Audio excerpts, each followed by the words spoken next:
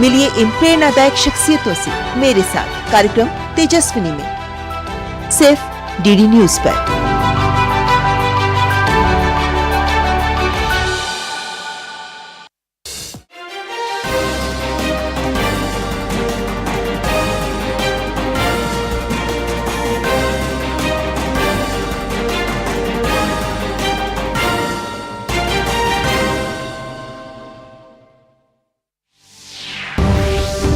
प्रधानमंत्री नरेंद्र मोदी ने प्राकृतिक आपदाओं का सामना करने के लिए देश की तैयारियों की सराहना की। मन की बात कार्यक्रम के जरिए देशवासियों के साथ विचार किए साझा।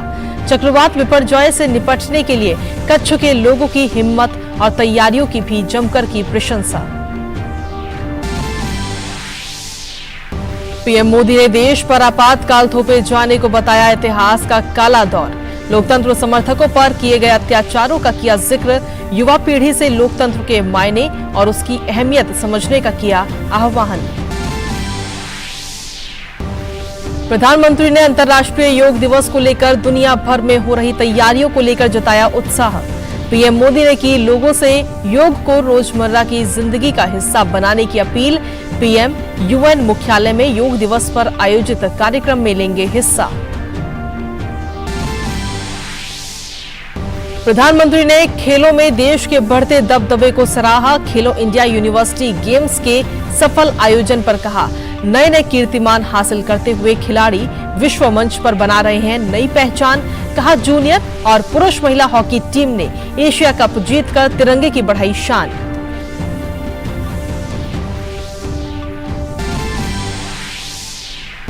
गुवाहाटी में भारी बारिश के कारण ब्रह्मपुत्र नदी का जल स्तर बढ़ा। कई जिलों के बाढ़ की चपेट में आने से लोगों की बढ़ी दिक्कतें, आम जनजीवन हुआ प्रभावित।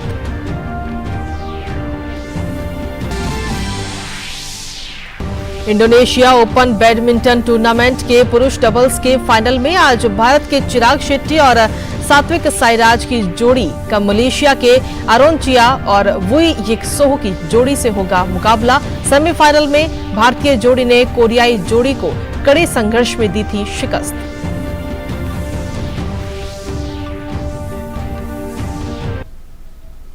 नमस्कार, स्वागत है आप सभी का। डीडी न्यूज देख रहे हैं आप और देश दुनिया की तमाम खबरों को लेकर हाजिर हूं मैं कृतिका। प्रधानमंत्री नरेंद्र मोदी ने प्राकृतिक आपदाओं का सामना करने के लिए देश की तैयारियों की सराहना आज की। मन की बात कार्यक्रम के जरिए देशवासियों के साथ अपने विचार साझा करते हुए पीएम मोदी ने चक्रवात विपर्यय से निपटने के लिए कच्छ के लोगों की हिम्मत और तैयारियों की भी जमकर प्रशंसा की है।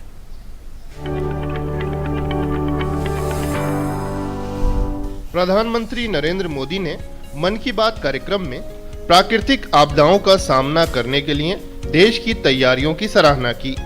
पीएम मोदी ने चक्रवात विपर्यय से निपटने के लिए कच्छ के लोगों की हिम्मत और तैयारियों की भी जमकर प्रशंसा की। उन्होंने देश के आपदा प्रबंधन की ताकत को एक उदाहरण बताया। विपर्यय ने कच्छ में कितना कुछ तहस नहस कर दिया, लेकिन कच्छ के लोगों ने जिस हिम्मत और तैयारी के साथ इतने खतरनाक साइक्लोन का मुकाबला किया, वो भी उतना ही अभूतपूर्व है। बीते वर्षों में भारत ने आपदा प्रबंधन की जो ताकत विकसित की है, वो आज एक उदाहरण बन रही है। पीएम मोदी ने प्रकृति संरक्षण के महत्व पर बल देते हुए कैच द रेन जैसे अभियानों को इस दिशा में सफल बताया। प्रधानमंत्री ने पानी की एक एक बूंद को बचाने के लिए जी जान से जुटे लोगों की भी भरपूर प्रशंसा की। प्राकृतिक आपदाओं से मुकाबला करने का एक बड़ा तरीका है प्रकृति का संरक्षण। आजकल मॉनसून के समय में तो इस दिशा में हमारी जिम्मेदारी और भी बढ़ जाती है। इसीलिए ही आज देश कैच द रेन जैसे अभियानों के जरिए सामूहिक प्रयास कर रहा है। इस बार भी मुझे चिट्ठी लिखकर कई ऐसे लोगों के बारे में बताया गया है जो पानी की एक एक बूंद बचाने के लिए जी जान से लगे हैं। ऐसे ही एक साथी हैं यूपी के बांदा जिले के तुलसीराम यादव जी। तुलसीराम यादव जी लुकतरा ग्राम पंचायत के प्रधान है। आप भी जानते हैं कि बांदा और बुंदेलखंड क्षेत्र में पानी को लेकर कितनी कठिनाइयां रही है। इस चुनौती से पार पाने के लिए तुलसीराम जी ने गांव के लोगों को साथ लेकर इलाके में 40 से ज्यादा तालाब बनवाए हैं। तुलसीराम जी ने अपनी मुहिम का आधार बनाया है खेत का पानी खेत में, गांव का पानी गांव में। आज उनकी मेहनत का ही नतीजा है कि उनके गांव में भूजल स्तर सुधर रहा है। ऐसे ही यूपी के हापुड़ जिले में लोगों ने मिलकर के एक विलुप्त नदी को पुनर्जीवित किया है। यहां काफी समय पहले नीम नाम की एक नदी हुआ करती थी। समय के साथ वो लुप्त हो गई, लेकिन स्थानीय स्मृतियां और जन कथाओं में उसे हमेशा याद किया जाता रहा। आखिरकार लोगों ने अपनी इस प्राकृतिक धरोहर को फिर से सजीव करने की ठानी। लोगों के सामूहिक प्रयास से अब नीम नदी फिर से जीवंत होने लगी है। नदी के उद्गम स्थल को अमृत सरोवर के तौर भी विकसित किया जा रहा है। प्रधानमंत्री ने छत्रपति शिवाजी महाराज के प्रबंधन कौशल को लोगों के लिए एक प्रेरणा बताया। पीएम मोदी ने जल प्रबंधन और नौसेना को लेकर छत्रपति शिवाजी महाराज के कार्यों को भारतीय इतिहास का गौरव बताया। उन्होंने लोगों से आग्रह किया कि वो इस बारे में और जानें। जब प्रबंधन की बात हो रही है तो मैं आज छत्रपति शिवाजी महाराज को भी याद करूंगा। छत्रपति शिवाजी महाराज की वीरता के साथ ही उनकी गवर्नेंस और उनके प्रबंध कौशल से भी बहुत कुछ सीखने को मिलता है। विशेषकर जल प्रबंधन और नौसेना को लेकर छत्रपति शिवाजी महाराज ने जो कार्य किए वो आज भी भारतीय इतिहास का गौरव बढ़ाते हैं। उनके बनाए जल दुर्ग इतनी शताब्दियों बाद भी समंदर के बीच में आज भी शान से खड़े हैं। हम सबका कर्तव्य है कि उस अवसर पर हम छत्रपति शिवाजी महाराज के प्रबंध कौशल को जानें, उनसे सीखें। इससे हमारे भीतर हमारी विरासत पर गर्व का बोध भी जगेगा और भविष्य के लिए कर्तव्यों की प्रेरणा भी मिलेगी। आपदा प्रबंधन को सुदृढ़ करना और पर्यावरण संरक्षण के प्रति जन जागरूकता बढ़ाना पीएम मोदी की हमेशा से प्राथमिकता में शामिल रहा है। प्रधानमंत्री द्वारा मन की बात में इन विषयों पर एक बार फिर चर्चा से इस दिशा में लोगों में एक नई जन जागरूकता पैदा होगी। Bureau report, DD news.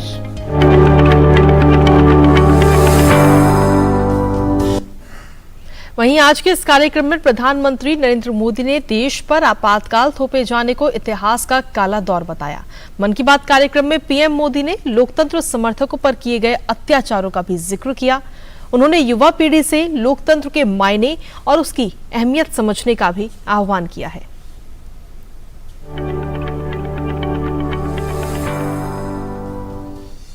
प्रधानमंत्री नरेंद्र मोदी ने मन की बात कार्यक्रम में आपातकाल को इतिहास का काला दौर बताया। उन्होंने इस दौर में लोकतांत्रिक मूल्यों का हनन होने पर दुख जताया। पीएम मोदी ने भारत को लोकतंत्र की जननी बताते हुए लोकतांत्रिक आदर्शों पर बल दिया। भारत लोकतंत्र की जननी है, मदर ऑफ डेमोक्रेसी है। हम अपने लोकतांत्रिक आदर्शों को सर्वोपरि मानते हैं, अपने संविधान को सर्वोपरि मानते हैं। इसलिए हम 25 जून को भी कभी भुला नहीं सकते। यह वही दिन है जब हमारे देश पर इमरजेंसी थोपी गई थी। यह भारत के इतिहास का काला दौर था। लाखों लोगों ने इमरजेंसी का पूरी ताकत से विरोध किया था। लोकतंत्र के समर्थकों पर उस दौरान इतना अत्याचार किया गया, इतनी यातनाएं दी गई कि आज भी मन सिहर उठता है। पीएम मोदी ने आपातकाल पर लिखी गई किताबों का जिक्र किया। उन्होंने लोकतंत्र समर्थकों पर हुई क्रूरता की निंदा की। पीएम मोदी ने युवाओं से ऐसे अपराधों का अवलोकन करने का आग्रह किया जिससे देश की आजादी खतरे में पड़ी थी।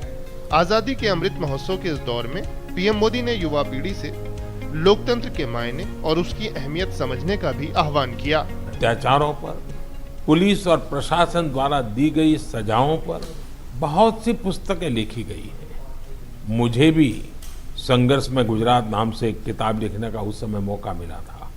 कुछ दिनों पहले ही इमरजेंसी पर लिखी एक और किताब मेरे सामने आई, जिसका शीर्षक है torture of political prisoners in India.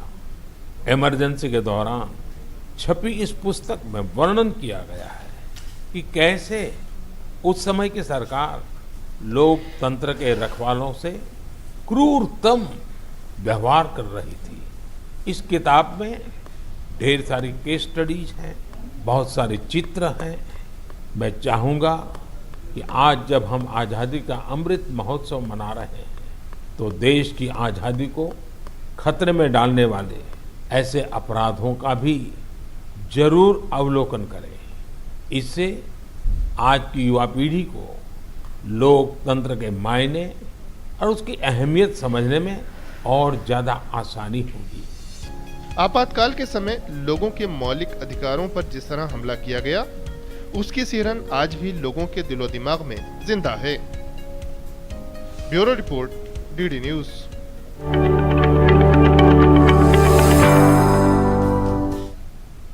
वहीं प्रधानमंत्री नरेंद्र मोदी ने मन की बात कार्यक्रम में लोगों से योग को जीवन में अपनाने का आग्रह किया। पीएम मोदी ने कहा कि जब आप योग से जुड़ेंगे तो आपके जीवन में भी काफी बड़ा परिवर्तन आएगा।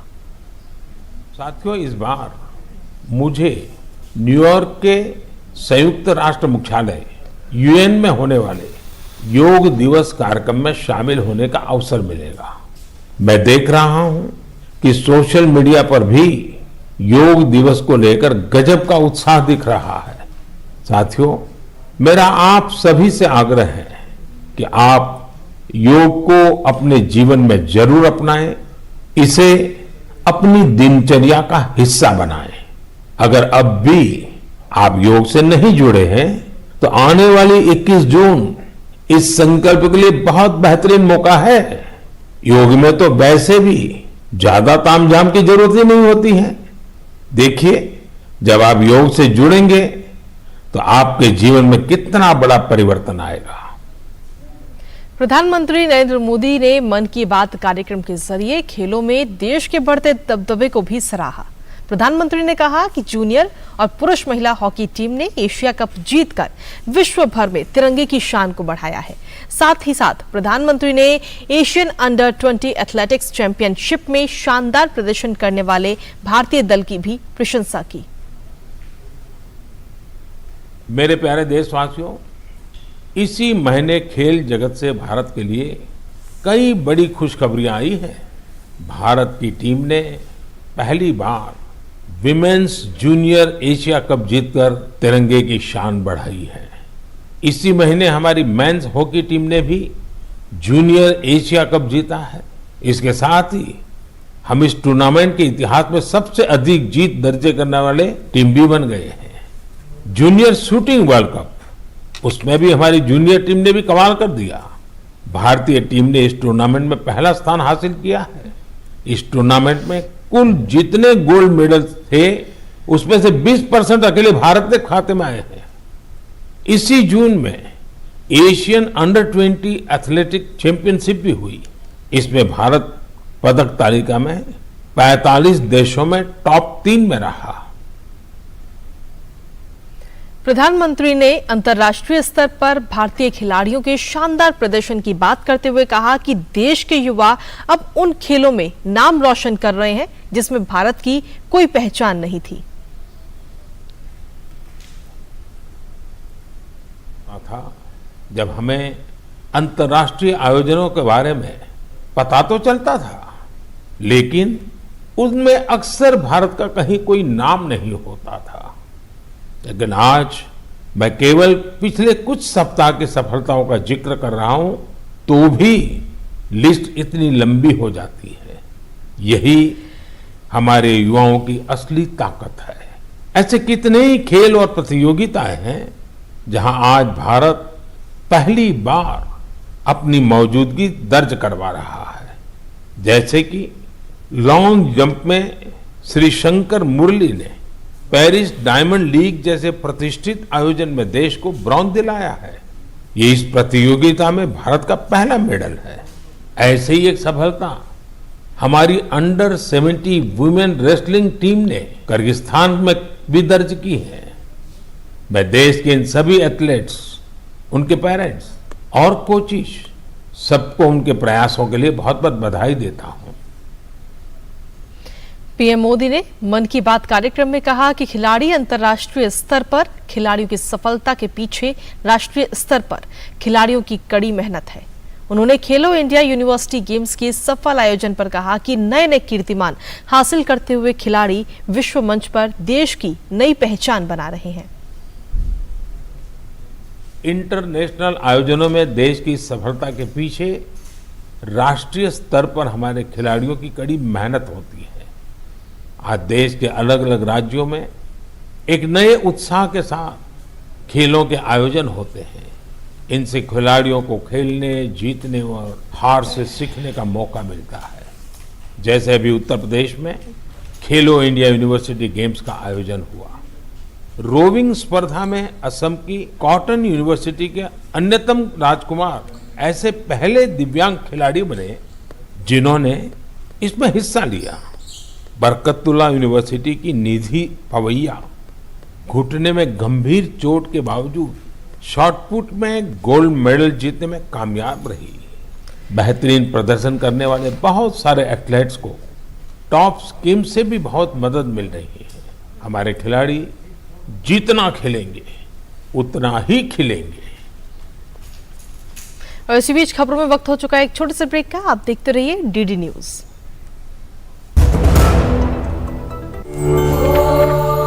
Yoga, in the ancient Indian language Sanskrit, means to conjoin.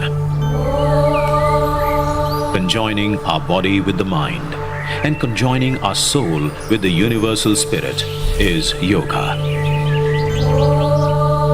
In the 20th century, some of these antique but evergreen ideas were tested with the scientific tools to ascertain and demonstrate their veracity in a world that craved for empirical evidence. Indian yoga gurus demonstrated how the metabolic changes, the rate of heart or pulse, the electrical activities of heart and brain, the body temperature and the oxygen intake of the body could be so well regulated by asanas, pranayams and dhyan. This immediately led to a much greater acceptance of yoga as an alternative lifestyle. At the same time, many learned men took this quintessential Indian practice to the world and firmly established it on the international arena. Ayush मंत्रालय भारत सरकार द्वारा जनहित में जारी। वसुधैव कुटुंबकम्।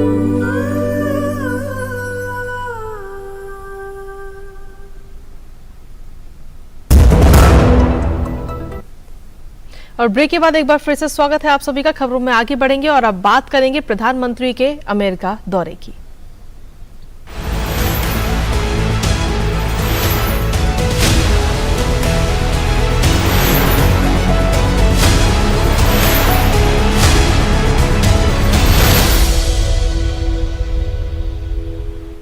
तो प्रधानमंत्री नरेंद्र मोदी की अमेरिका यात्रा को लेकर अमेरिका की सीनेट विदेश संबंध समिति के अध्यक्ष बॉब मेनेंडेज ने खुशी जताई है। बॉब मेनेंडेज ने कहा कि ये दोनों देशों के रिश्तों में एक महत्वपूर्ण क्षण है। I would like to join the vibrant and important Indian American community in my home state in saying, welcome to Washington, D.C., Prime Minister Modi. The Prime Minister's state visit is a significant moment in the U.S.-India relationship. वहीं प्रधानमंत्री नरेंद्र मोदी की आगामी America यात्रा को लेकर वैश्विक शांति गठबंधन के अध्यक्ष डॉक्टर हावर्ड सेटल ने भी खुशी जताई। डॉक्टर हावर्ड सेटल ने कहा कि शांति के प्रति पीएम मोदी हमेशा से ही प्रतिबद्ध रहे हैं। I would like to take this opportunity to welcome Prime Minister Modi to the United States and to thank him for this historic visit. Prime Minister Modi expressed his great wisdom that today's era is not an era for war.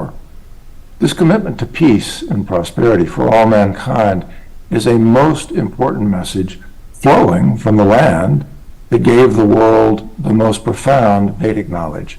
And we welcome this great representative from the land of the Ved. I had the honor of working with a great sage from India, Maharishi Mahesh Yogi, to help demonstrate the power of Maharishi's Vedic technologies of consciousness to reduce violent crime and other negative trends. From 2006 through 2014, we assembled a large group of Vedic experts in Fairfield, Iowa. The 7 peer-reviewed studies on this demonstration determined that violent crime decreased by 20% and over 260,000 lives were saved from homicides, accidents, drug-related deaths. This remarkable result saved the U.S. economy hundreds of billions of dollars. We honor the great nation of India for bringing this knowledge to the world, and we wish Prime Minister Modi every success in creating peace and harmony for the world and prosperity for every nation. Thank you, Prime Minister Modi, and welcome to the United States. वहीं राष्ट्रगान जन गण मन और ओम जय जगदीश हरे के गायन की वजह से भारत में अत्यधिक लोकप्रिय हुई 38 साल की मैरी मिल्बर्न 21 जून को संयुक्त राष्ट्र मुख्यालय के नॉर्थ लॉन में प्रधानमंत्री नरेंद्र मोदी के साथ 9वें अंतर्राष्ट्रीय योग दिवस में हिस्सा लेंगी। साथ ही उन्हें 23 जून को वॉशिंगटन में रोनाल्ड रीगन बिल्डिंग में भारतीय समुदाय के कार्यक्रम में प्रस्तुति देने के लिए भी आमंत्रित किया गया है। मिल्बर्न ने इसे अपने लिए एक यादगार अवसर बताया है। Hello to my beloved family in India, to my beloved Indian American community, and to communities across the world. The United States is in full anticipation and great excitement for the official state arrival visit of His Excellency Prime Minister Narendra Modi. Let me first say to His Excellency Prime Minister Modi, welcome to the United States. I am so looking forward to greeting you next week and participating in the festivities in your honor. Prime Minister, we share many common bonds. We are both people of strong faith. We both value strong family. And we both believe that the greatest democratic virtue is freedom. और इसी बीच वक्त एक छोटे से break का, आप बने रहिए डीडी न्यूज के साथ। I practice yoga every day. It has nurtured and enriched my life. संग संग चलो बढ़ते रहो, योग सभी करते रहो। संग संग चलो बढ़ते रहो, योग सभी करते रहो। योग करने से स्मरण शक्ति बढ़ती है, सब आसानी से याद हो जाता है। योगा ही जीवन का एक आधार है। योग से बॉडी बहुत फ्लेक्सिबल होती है। बढ़ते रहो, योग सभी करते रहो। मैं प्रतिदिन योग करता हूँ, इसने मेरा सामर्थ्य और आत्मविश्वास बढ़ाया है। आप भी योग अपनाएं, स्वस्थ, सानंद और ऊर्जावान रहें। आयुष मंत्रालय भारत सरकार द्वारा जनहित में जारी। वसुधैव कुटुंबकम्।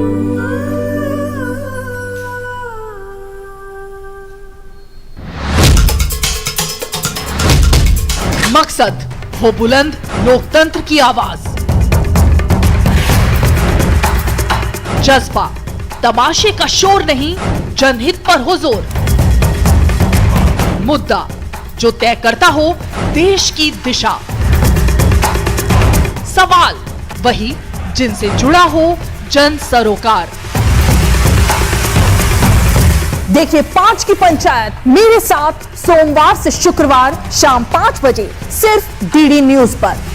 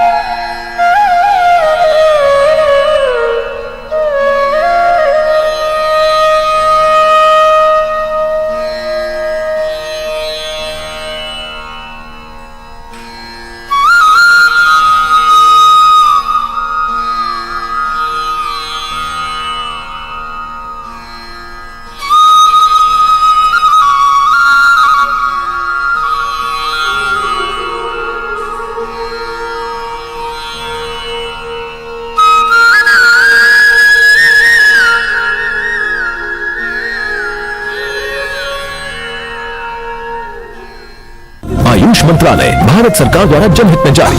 वसुधैव कुटुंबकम्।